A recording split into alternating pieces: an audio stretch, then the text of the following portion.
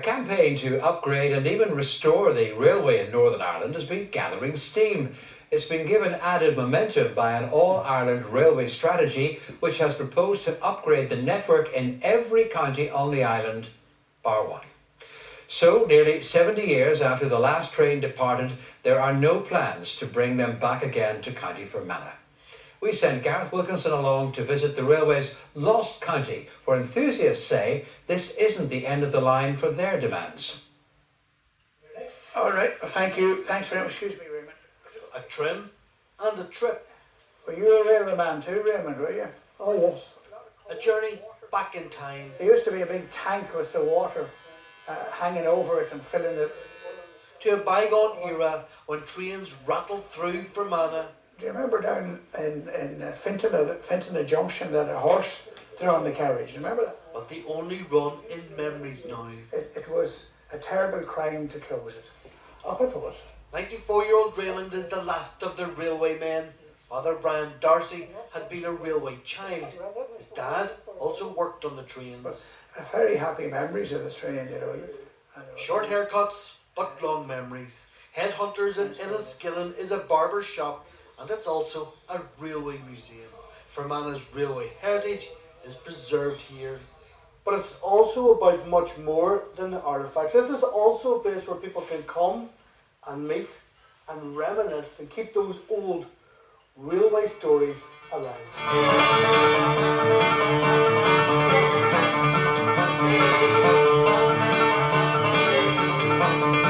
Hurtling over 3,000 miles of track, trains once kept Ireland moving. In the village of Belcoo, north met south.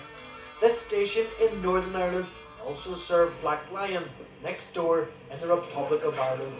But the golden age of steam ran out of puff here. The last train in Fermanagh pulled out from this station in 1957.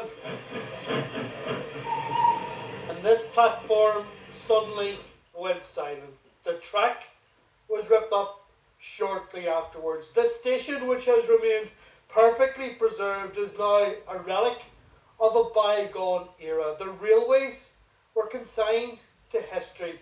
The trains have never returned. Nice to meet you. Shopkeeper Harold Johnston was a boy when he watched the last train depart. We head on in. Right, sure, come in. The people really believe they'd never see it again. Well, I don't think they realised that it was going to be as serious as it was. It was the end of an era, really, and that was it. And everybody sort of had a relation or something working on it. Yeah. You know, and It must have been so much part of the fabric of this place. oh, it was. It was. Well, there was very little work after. It's really heartbreaking, Gareth. I mean, you see what's here and you see what this area used to have. Steve Bradley campaigns for railway restoration in the west of Northern If Ireland. you were anywhere else in Ireland or in Britain, this would be a working railway station. But Fermanagh and neighbouring Tyrone are the only two counties in the whole of the UK without a rail network.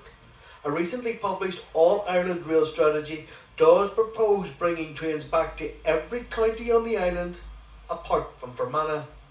It's like a calculated insult. It's like the proverbial two-fingered salute to Fermanagh, saying everywhere else in Ireland, on the island, should have a decent level of infrastructure, but not you guys. You guys don't qualify. So it really is a decision that has to change. The only trains near Fermanagh are in museums. So this is the true steam engine. This is it, and this Coal one. there, Yep, boiler here. yep, and away, and water filled with water and away she Wow, went, you know. wow, just amazing. That's a fantastic. beautiful colour. And these trains, these were commonplace all across Ireland, really. Yes, they were. Take a look at a railway map of Ireland 100 years ago, north and south, compared to now. What are you going to see? You're going to see now a big blank in the map in relation to railway infrastructure. in the map. A massive big gap.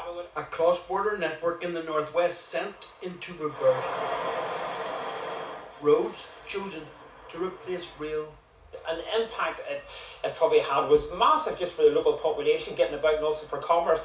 The whole of the northwest suffered because of that in relation to investment. When you were a young man working on the railway back then at 15 years of age, Could you even have imagined that there would be a day when there would be no trains in No, Fermanagh? how could you? Because all the hub of the town seemed to emanate from the station.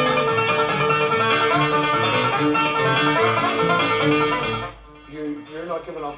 You're giving up hope, giving up the fight that this old scene can be recreated sometime in the future. My view is this, that the case is so obvious that if you put it to an impartial person, there is no other answer.